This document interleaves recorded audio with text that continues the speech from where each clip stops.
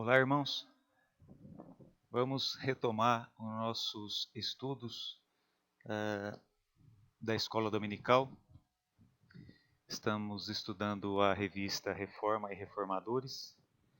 E vocês se lembram que nós paramos na lição número 9, que era sobre João Calvino. Então vamos retomar do ponto onde nós paramos. Na verdade, nós tínhamos entrado nesse trecho, do nosso estudo, e a gente ficou sem terminá-lo, e domingo passado nós não tivemos nosso culto, então eu vou retomar do começo aqui, passar um pouco mais rápido aqueles slides que nós já vimos, e do ponto que nós paramos em diante, então nós vamos com um pouco mais de atenção. Então tá aí, a apresentação da revista, João Calvino, o teólogo profícuo. A palavra se refere a alguém que produziu bastante, Então, Calvino foi um teólogo que escreveu, provavelmente na era moderna ele foi o teólogo que mais escreveu, livros, cartas, correspondências. Ele se correspondia muito com seus amigos, com os irmãos, com as igrejas, E ele também é famoso por ter escrito muitos comentários da Bíblia, sobre os livros do Antigo Testamento, Salmo, sobre as epístolas de Paulo. Enfim, ele passou a vida escrevendo e também pastoreando. 1 Pedro 3,15, versículo que dá uma base acerca do que nós estamos tratando, diz: Antes santificai a Cristo como Senhor em vosso coração, estando sempre preparados para responder a todo aquele que vos pedir razão da esperança que há em vós. Então isso tem tudo a ver com o título, porque ele se preocupava em preparar o povo de Deus para que eles fossem cristãos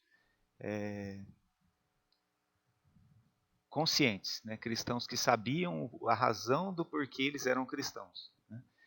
Então ele fez de tudo para mergulhar os de Deus. Essa é aquele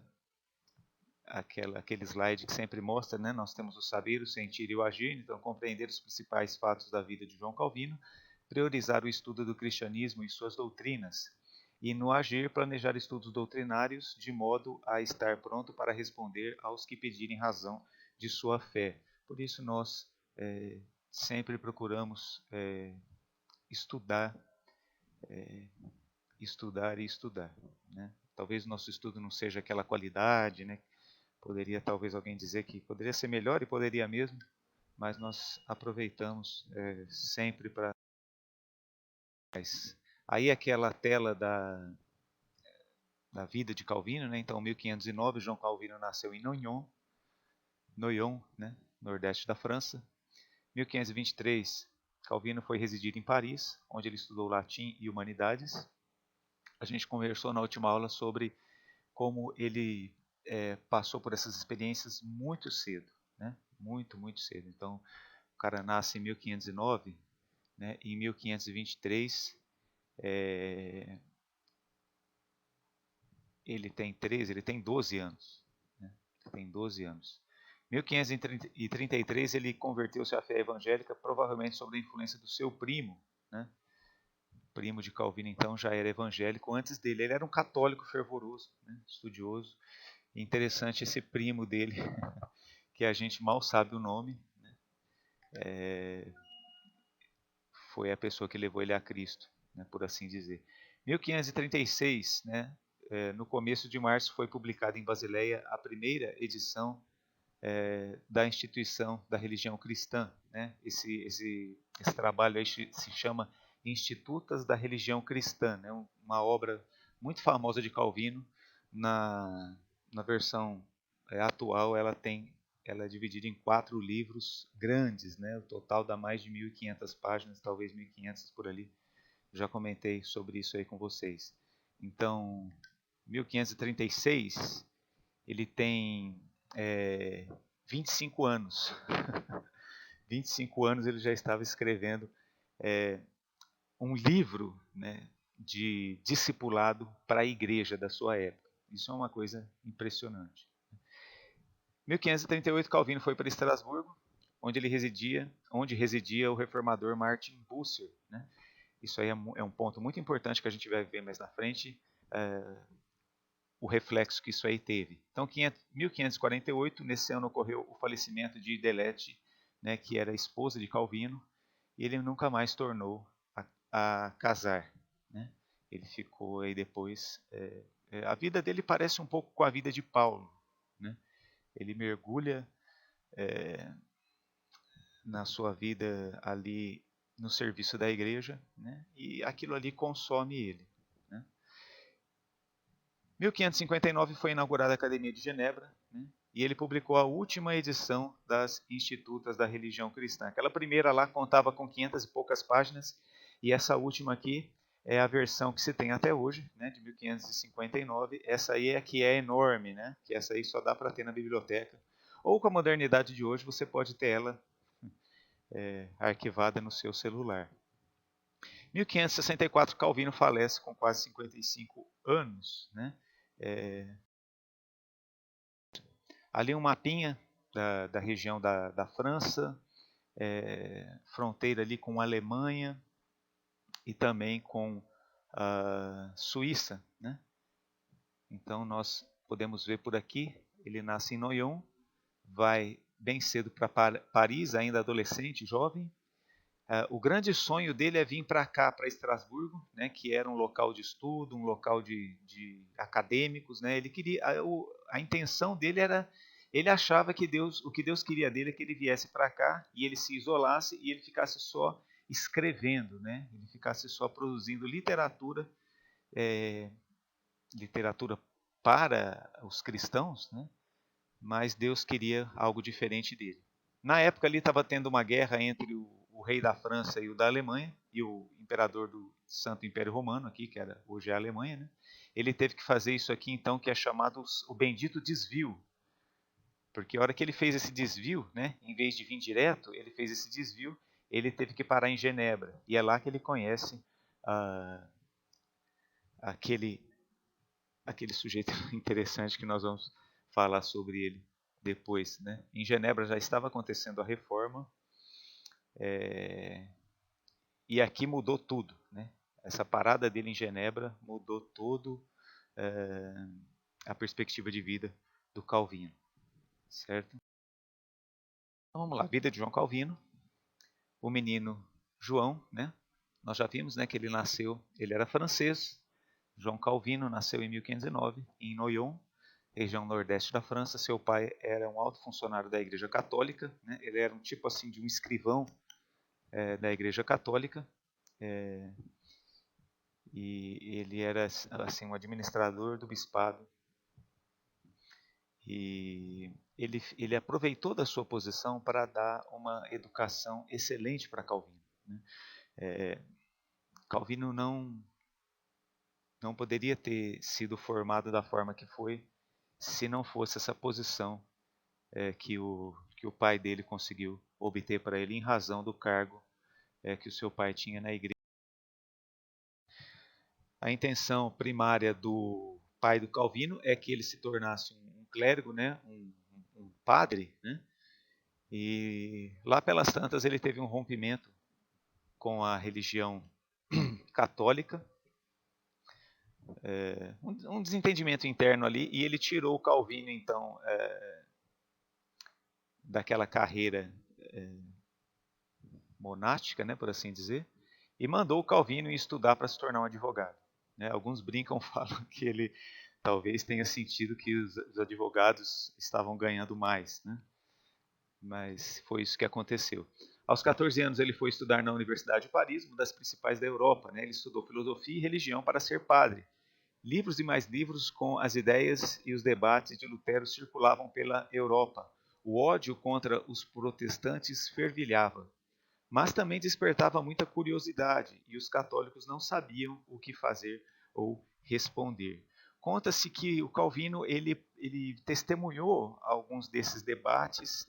Ele mesmo debatia com o seu primo, né? E ele, com a mente racional que ele tinha, e com a sinceridade dele, ele começava a balançar, ele começava a perceber que a expressão correta da verdade estava do lado protestante. Isso inquietou ele muito e assim ele começou a olhar para Deus através das Escrituras, né? Conta-se que certa vez também o que impressionava muito naquela época é porque ainda acontecia, assim, os cristãos eles eram martirizados ainda e perseguidos e às vezes mortos, e isso aí despertava também mais ainda um choque nele, porque é aquele negócio, né? Responder à razão da esperança que há em vós. E eles se perguntavam, como é que esse povo, de onde vem a esperança deles? Né? Por que eles agem assim em relação à morte? Né? Isso inquietava muito o coração das pessoas e... Desculpe. Então, João Calvino aí, a vida de João Calvino, a terceira parte dentro do primeiro ponto aí, é o crente. Né? Nós não sabemos exatamente quando ele se converteu. Foi um processo de estudos e leituras dos textos de Lutero e de outros da Reforma. Né? Obviamente, ele lia muito as Escrituras, né? Mas ele, no sentido de ajudá-lo na compreensão das Escrituras, ele se utilizava daqueles que já haviam entendido, certo?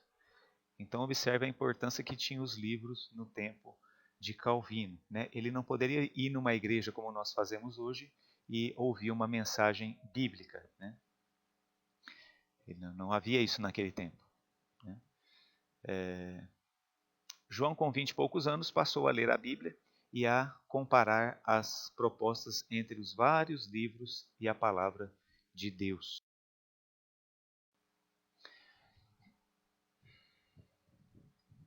Continuando. E assim a fé bíblica e cristocêntrica passou a marcar-lhe a vida. Passava horas lendo a Bíblia e ficava impressionado com a soberania de Deus, o seu amor e a sua maravilhosa graça, perdoando e salvando pecadores em Jesus Cristo. Essa é uma expressão bem interessante sobre Calvino, porque nós temos uma referência, uma impressão dele hoje em dia em torno dessa soberania de Deus aqui, né? Por causa da doutrina da eleição, enfim. Mas essa é só uma parte da obra de Calvino. Alguns dizem até que ele tinha um equilíbrio sensacional entre as coisas. E outros até afirmam que ele escreveu mais sobre a graça e sobre o Espírito Santo do que sobre a soberania de Deus. Seja como for, né, ele era um teólogo, eles chamam ele de teólogo do Espírito Santo. Né? Então, ele não é só o teólogo da doutrina da predestinação, da eleição, mas ele também falou muito sobre o amor de Deus e sobre a sua graça, né? Perdoando e salvando pecadores em Jesus. Então, ele mergulhou no Evangelho e saiu dali com uma visão completa de tudo, né? Então, a reforma para hoje, a leitura e o estudo da Bíblia na vida do crente são, sim, para a sua comunhão com Deus e desenvolvimento de santidade, mas também para preparar cada cristão a responder biblicamente ao que pedirem razão da sua fé, aos que pedirem razão da sua fé. Você se considera pronto para isso? Se não, o que falta fazer? E o nosso versículo-chave lá, né? Pedro nos exorta a antes santificai a Cristo como Senhor em vosso coração, estando sempre preparados para responder a todo aquele que vos pedir razão da esperança que há em vós. 1 Pedro 3,15. A pergunta é como é que nós vamos alcançar isso? Né? Dedicação, nossa vida devocional ao Senhor, o conhecer das Escrituras, o estudo bíblico na sua igreja, seu estudo bíblico pessoal, né? E leitura, leitura, leitura. Se há dificuldade com a leitura, então ouvir da pregação. João, o escritor profícuo, que foi o que apareceu lá no início, né? Então Calvino era muito inteligente, uma das suas marcas era o pensamento analítico, né? Ele buscava extrair o máximo de informações do texto sem alterar a sua essência. Então talvez ele foi dos primeiros assim a trazer aquela pregação chamada expositiva, né? Ele pegava um texto, ele analisava o texto sobre todos os aspectos e aí então ele levava a sua Deus. Foi auxiliar do reitor da Universidade de Paris, que fez um discurso que causou grande impacto. Foi eminentemente reformado e com profundidade bíblica incontestável. Dizem que foi Calvino o escritor. Então, voltando àquele mapinha lá atrás que a gente viu que ele foi estudar em Paris, né? E era nessa universidade aí que é mencionada agora, né? Ele teve destaque, né? Ele era muito participativo lá. E ele era muito próximo ao reitor, né? E numa determinada ocasião lá, o reitor da universidade, né, que já mostrava traços de conversão evangélica, né? Então ele já estava assim causando alguma inquietação no catolicismo romano, que era a religião vigente ali. Nós estamos falando de 1500 ainda, né? E pouco. Então o pessoal ficou meio irritado com aquele discurso do reitor da universidade e logo muitos pensaram em Calvino, né? Então Calvino, naquela altura, ele já era visto como um cristão protestante, né? E um cristão evangélico. E aí, curioso que eles pensem em Calvino como quem foi o que ditou aquele discurso para o reitor da universidade. Não, talvez isso nem fosse verdade, mas certamente havia uma influência entre ambos ali, né? E por essa razão ele vai peregrinação lá que a gente falou, né? 5. João, o teólogo, né? Então ele amava ler, estudar e ensinar. Com 26 anos ele escreveu sua obra-prima, As Institutas da Religião Cristã, bem conhecidas por institutas, né? Então sempre que alguém fala institutas, está se referindo a essa obra aqui, né? Na qual ele discorria sobre a fé em Jesus Cristo, né? Ele era conhecido como teólogo da glória de Deus, né? Teólogo da glória de Deus. Então não é o teólogo da eleição, predestinação. Isso aí são partes menores que está dentro desse grande título aqui, ó, a glória de Deus, né? Algumas imagenzinhas aí, então, as institutas no formato atual. Então, 4 livros, esses livros são grandes, tá? Não é livro pequenininho, não, é livro grande mesmo. A imagem aí Então, 1536 é a primeira edição com o prefácio dirigido ao rei Francisco I da França, pedindo que ouvisse os protestantes em vez de continuar a persegui-los, né? As institutas começam com o texto, com uma carta de Calvino ao rei Francisco I, uma carta aberta, né? E ali ele faz uma defesa muito bonita da fé cristã evangélica, né? Mostrando que os evangélicos eles não são ameaça para reino nenhum onde eles vivem, pelo contrário, né? Eles são os melhores cidadãos, eles buscam a Deus pelo bem comum, e isso é expresso ali. Ele derruba várias mentiras ali a respeito da fé evangélica, né? 1539, a segunda edição, que é muito maior, com 17 capítulos, com o mesmo comprimento dos 6 capítulos da primeira edição, né? Só que ele ia expandindo, ele ia aprofundando cada vez mais, né? Inclui muitas referências e autores clássicos e pais da igreja. Então, o que ele ia fazendo a cada nova edição? Ele ia colocando referências bíblicas, né? Ele ia enriquecendo o texto, né? Dizem que ele nunca mudou nada do que ele tinha escrito, mas ele foi colocando cada vez mais base naquilo que ele tinha escrito. Em 1543, a quarta edição acrescenta 4 capítulos à edição anterior. Então, ele ia também reorganizando o livro. Né? 1550, a quinta edição com apenas pequenas alterações. Né? E, enfim, em 1539, a sexta e última edição com a qual Calvino esteve envolvido e que é usada pelos estudiosos como texto oficial. É 80% maior que a edição anterior e foi publicada em Genebra. Né? Então, já perto do ano da sua morte ali. Ele teve essa alegria de ver esse livro nas mãos do... Ali uma imagem da Basileia, na Suíça. Né? Então era para aí que Lutero queria ir. Né? Aliás, aí é o lugar onde Basileia, na Suíça, fronteira com a França. Foi aí que foi publicado a primeira edição. Né?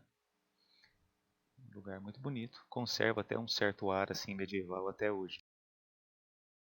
Sola Escritura é mais que o nome de uma doutrina, é realmente crer na suficiência da palavra. Né? Moisés exortou Josué a não se desprender do livro da lei. Josué 1, 8 a 9. O Salmo 1 diz que vida com a palavra é evidência de caráter justo. Né? O famoso Salmo 1. Esdras ruminava a palavra. Esdras 7, 10. Né? Paulo exortava Timóteo a centrar seu ministério na palavra, né? 2 Timóteo 4, 12 a 16. Né? Paulo sempre teve muito cuidado com esse jovem aí e sempre falava para ele ir cada vez mais fundo na palavra do Senhor. Pense no poder de cristãos que escrevem e ensinam qualquer assunto a partir da palavra de Deus. Que poder transformador teríamos ao espalhar a verdade do mundo em todo ramo do conhecimento humano? Isso aqui é importante. Eles pensavam em todo o ramo do conhecimento humano. Então, em todo o conhecimento que existe. Né? Conhecimento que a gente falaria, não, esse conhecimento não tem nada a ver com Deus ou com o Evangelho. Não, Deus domina toda a área do conhecimento. Todas as ciências estão dentro do que nós chamamos de conhecimento de Deus, certo?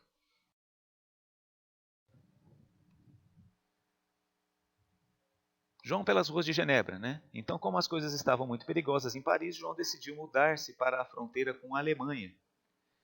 Mas ainda uma guerra entre os reis da França e da Alemanha. E ele teve que fazer uma volta, né? Que é aquele chamado...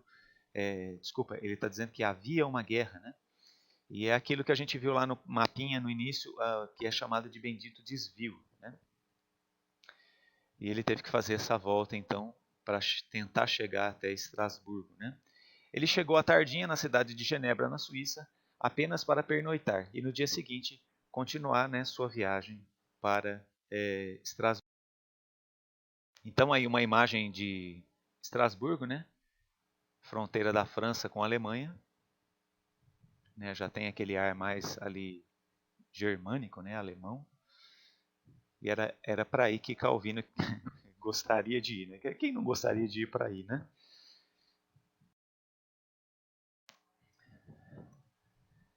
Mas em Genebra ele encontrou um sujeito furioso, né? Esse cara aí, o Farel Furioso. Quem que era o Farel, né? Farel já era ministro da igreja, já da igreja evangélica, da igreja reformada em Genebra. Em Genebra a reforma prosperou. Lembra da Suíça, de Zwinglio?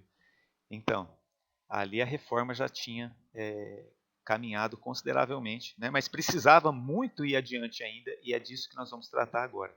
Então, naquela noite ocorreu, ou melhor dizendo, naquela noite correu pela cidade a notícia de que Calvino estava em Genebra. Né? Calvino já era um sujeito popular por causa do que ele escrevia. Né? Foi marcante, pois Genebra aderira há pouco à reforma. E como cidade livre agora, precisava estabelecer suas novas, as suas normas aqui, né? Normas cidadãs, e eles queriam fazer isso baseados na Escritura. Né? É interessante essa palavrinha aqui, livre, né? livre no contexto de hoje. Então, a Genebra havia se tornado livre e ela queria se reconstruir em cima de um padrão bíblico para as coisas, né? E ninguém mais capaz do que o jovem francês para ajudar nisso, né? O que isso é, né? Daqui a pouco nós vamos ver. Então, aí uma imagenzinha, uma imagem da Suíça, de Genebra, né? Que é a fronteira da Suíça com a França. Então, Calvino entrou ali em Genebra, né? Ele pretendia ir para Estrasburgo. Então, isso aí é um lago, né, muito bonito que eles têm lá, né, em Genebra. Muito apreciado isso daí.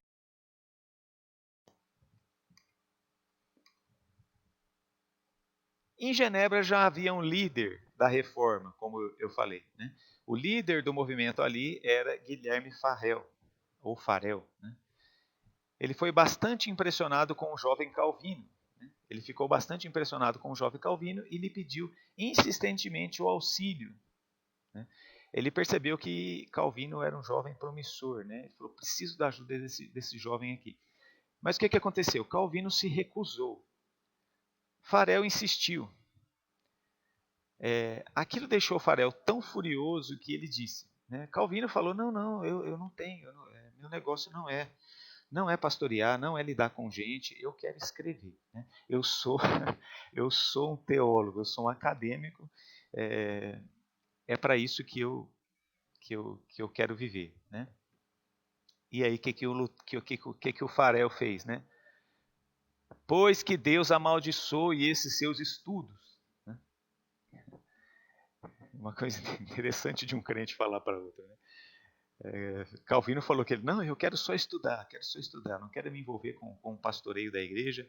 E aí Calvino fala assim, então Deus não vai te dar paz, né, se você não atender essa necessidade urgente, né, que é de atender as pessoas, pessoa a pessoa. Né? Interessante isso, né? Então a fúria de Farel mexeu muito com Calvino e o que aconteceu? Ele ficou. Então aí tem uma imagem do Farel colocando uma prensa no jovem Calvino ali.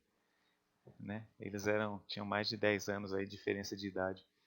E Farel foi a princípio a Calvino assim, reconhecendo ele como um grande, né, teólogo, e ele era mesmo. Só que a hora que precisou, o Farel, apesar de ser menos preparado assim academicamente, teologicamente do que Calvino, ele levanta e ele usa da sua autoridade de idade, assim por assim dizer, né? E dá uma bronca em Calvino. Calvino ficou impressionado com aquilo, né? E o interessante é que ele atendeu, né? Ele atendeu o apelo de Farel para ficar ali em Genebra. Né? Esse aí é o chamado Muro da Reforma, é o Muro da Reforma. Então, os personagens que foram importantes ali. Então, aqui é o Guilherme Farel, o Calvino, o Beza, que foi o sucessor de Calvino, e o John Knox, né, que foi o reformador escocês. Depois a gente vai entender por que o John Knox está aí. Né? Mas isso aí é o Muro da Reforma que fica lá em Genebra. Reforma para hoje. Farel exortou Calvino a ter a coragem e o fervor dos primeiros cristãos. Atos 4, 13 a 20. Né, fala ali sobre que os cristãos primitivos eram bem semelhantes. Eles mostravam esse ímpeto aí que o Farel. Então, Farel não foi um cristão antibíblico, né, sem amor. Então, qual seria a sua reação se Deus colocasse um Farel em sua vida? Você atuaria corajosamente como pastor, professor, político, advogado, dando glórias a Deus e promovendo o reino de Deus e sua justiça? Interessante e instigante esse pensamento. O legado de Calvino, né? Parte aí conclusiva do que nós estamos falando. Calvino era um pastor amoroso, né? Ele treinava pastores, ele estabeleceu a Universidade de Genebra. Né? A princípio, ele estabeleceu a chamada Academia de Genebra. Né? Então, a Academia de Genebra. Era uma escola bíblica, né? Por assim dizer, uma faculdade de teologia. Né? mas recebia pessoas assim que vinham para ali desesperadas, né? Fugitivos de vários lugares, né? Por exemplo, o John Knox, que a gente viu agora há pouco aí atrás, ele veio fugido da Inglaterra, né? Na época da rainha Maria Sanguinária, que matou muitos e muitos protestantes na Inglaterra, né? Ela queria retornar à Inglaterra, ao catolicismo romano no seu período ali, e ela não poupou violência para isso. O Knox ele fugiu da Inglaterra e foi para onde que ele iria então? Ele foi para Genebra de Calvino, né? E ele foi estudar na chamada Academia de Genebra, e ele falou que ela era a mais perfeita escola cristã desde o tempo dos apóstolos. Então isso é uma coisa que impressiona. Ele mantinha correspondência, o Calvino, né, ele mantinha correspondências com muitos países da Europa. Ele escreveu comentários de todos os livros da Bíblia, exceto do livro de Apocalipse. Certo? Alguém disse que perguntaram para ele, né, por que você não escreve um comentário de Apocalipse? E aí ele falou que ele não escrevia porque ele não havia entendido o livro. Né? Então, Calvino também ele é um personagem admirável em razão da sua humildade. Né? Um cara como ele, que conhecia as escrituras como ele, fala assim, não, eu não consegui entender o livro de Apocalipse. Isso é humildade. E outros disseram assim, que bom que o Calvino não escreveu, já que ele não tinha entendido. Né? Então, o que é importante para nós aqui? Que ele não mergulhou na escatologia. Né? O tempo ali, a urgência daquele tempo reformado, da reforma, era a doutrina da salvação. Esse era o tema principal. Escatologia nós gostamos, nós amamos, mas se for para colocar uma ordem de urgência, como o homem pode ser salvo é mais urgente do que saber o futuro. Habilidade para estudar o futuro, né? Mas porque a gente já sabe como Deus nos salvou. Então aí, ó, o que virou, né? Então essa aqui era a Academia de Genebra, né? A escola da época de Calvino era essa aqui, certo? Que recebeu muitos e muitos e muitos cristãos fugidos, né, dos seus países por causa da perseguição contra a reforma protestante. O que acontecia? Então foi curioso, né, o que a Maria Sanguinária fez, né? Foi providencial na providência de Deus. É claro que a gente lamenta os cristãos que morreram lá, mas o que ela acabou conseguindo com aquela perseguição reprovável, né? Reprovada?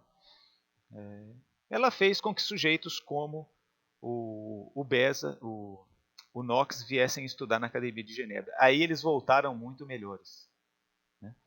Eles vinham para cá, eles estudavam e eles voltavam muito mais preparados para então tocar a reforma adiante. E aí ninguém mais ia conseguir segurar a palavra de Deus. Né? O que é hoje? Hoje a Universidade de Genebra é isso aqui. É uma universidade enorme, com vários campos ali dentro. Mas começou tudo com essa pequena, né? Pequena para nós seria grande, né? Mas uma pequena escola.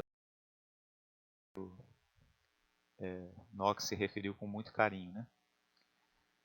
Uma visão social justa foi um dos primeiros legados de Calvino. Né?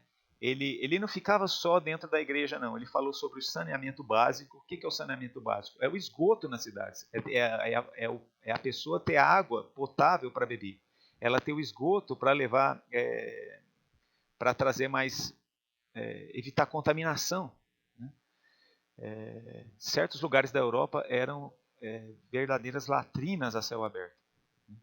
Então, Genebra foi uma das primeiras cidades a ter esgoto canalizado, né, a ter água encanada, potável. O ensino público também foi uma coisa na qual ele lutou bastante, né, para que as crianças tivessem escola e elas fossem ensinadas. Né, e o ponto principal do ensino e do conhecimento era sempre o temor a Deus.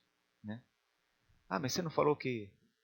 Né, conhecimento ali de todas as áreas? Sim, eles estudavam matemática, estudavam seu idioma, estudavam física, química, mas tudo partindo do conhecimento de que Deus é o Senhor de todas essas coisas, né?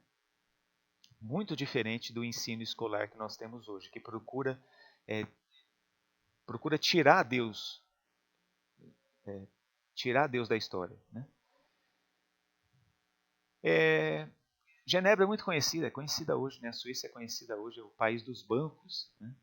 E isso também foi muito a partir de Calvino, né? Que ele entendeu que as pessoas precisavam de dinheiro para viver, né? Precisava de dinheiro, né? Aquela passagem bíblica, né? Jesus, do Evangelho, né? Você fala para alguém e vai em paz, irmão, né? Mas o que ele vai comer? Então ele olhou, ele teve esse olhar também, né? Que é tão falado hoje, o olhar social. Só que era um olhar social equilibrado, né? Não esse olhar social distorcido que nós temos hoje. Então ele trabalha, muitos falam, né? Muitos estudiosos falam aí sobre o aspecto de Calvino na ética do trabalho. Então, a ética de Calvino no trabalho.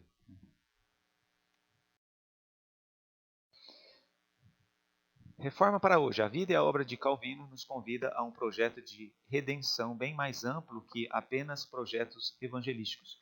Inclui a redenção da cultura e da promoção de valores do reino em cada área da sociedade. É a palavra transformando cada área da vida humana.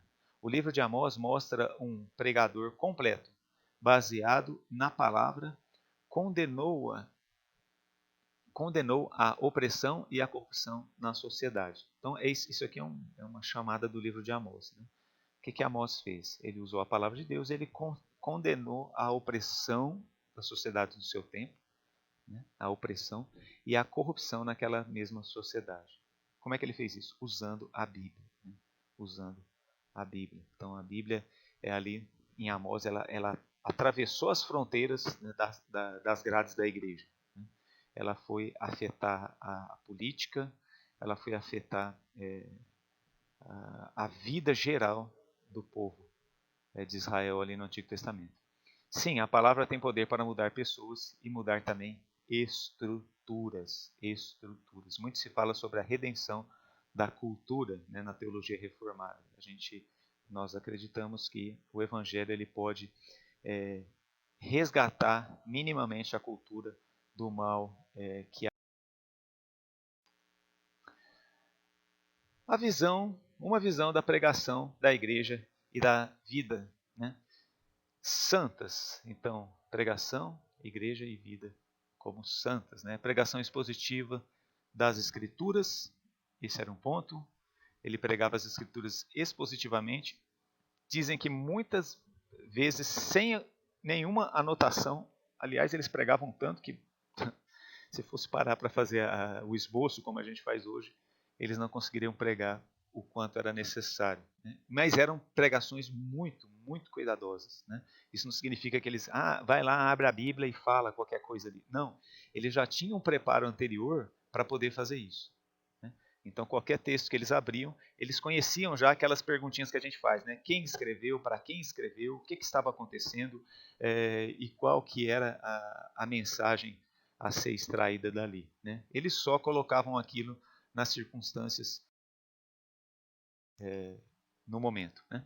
Ele é o grande sistematizador das doutrinas bíblicas, conhecidas como as doutrinas da graça, né, que a gente estudou aqui na igreja no começo desse ano. Né? Aqueles famosos 5. Conclusão. Ainda relativamente novo, passou a sofrer com dores de cabeça e de estômago muito fortes e tinha gota nos pés, né? Aquela enfermidade lá, gota, ácido úrico, né? Ele sofria com isso, né? Que quase o impedia de caminhar. Né? Então, chegando no final da vida, a situação de Calvino já era essa. Né? Médicos chegaram a diagnosticar que Calvino sofria também de enfermidades nos pulmões, rins, intestinos, braços e pernas. Ele era alguém dedicado ao estudo freneticamente, até desequilibradamente. Né? Ele esquecia de comer, ele não se cuidava. Né? Então, assim, naquele período lá, uma pessoa, na Idade Média, naquele período, uma pessoa, um trabalhador braçal vivia até 35 anos, né? Você imagina. Por isso que as crianças também amadureciam tão depressa, né? Por isso que Calvino, com 14 anos, ele já é alguém que está iniciando a faculdade. Porque as pessoas não viviam muito tempo. Calvino, então, viveu mais do que um trabalhador braçal, porque ele era alguém de vida acadêmica, mas ele não viveu tanto quanto os acadêmicos em geral viviam, porque ele era alguém descuidado, né? Ele era alguém descuidado em relação à saúde. Ele não equilibrava bem a saúde e o seu trabalho na igreja. Ele sofria com artrites e artroses, precisando ficar acamado vários dias com insistentes febres. De sua cama e com o quarto cheio, o reformador deu algumas aulas. Você imagina isso, né? Vem aqui que eu vou dar aula para vocês, mas se você está internado em casa, né? Não tem problema, né? Eu estou acomodado aqui, vocês sentem aí que eu vou ensinar. Sua saúde muito piorou e seu último sermão no púlpito ocorreu no dia 6 de fevereiro de 1564. Era comum que eles fossem carregados, né, esses grandes reformadores, e ali eles falavam, né? Fraco e debilitado, faleceu em 28 de abril, citando as reforma para hoje. E você, o que está fazendo hoje, enquanto tem saúde e tantas oportunidades para fazer o bem a muitos e deixar um legado em sua história servindo a Cristo e a sua igreja? Essa é uma pergunta para nos provocar, né? Que grande oportunidade temos, servir ao Senhor com alegria em tudo o que somos e temos, orando como também orou o apóstolo Paulo, né? Confira Colossenses 4, de 2 a 4. Então vamos olhar e terminar aqui. Colossenses 4, de 2 a 4. Perseverar em oração, velando nela com ação de graças, orando também juntamente por nós, para que Deus nos abra a porta da palavra, a fim de falarmos do mistério de Cristo, pelo qual estou também preso, para que o manifeste, como me convém falar.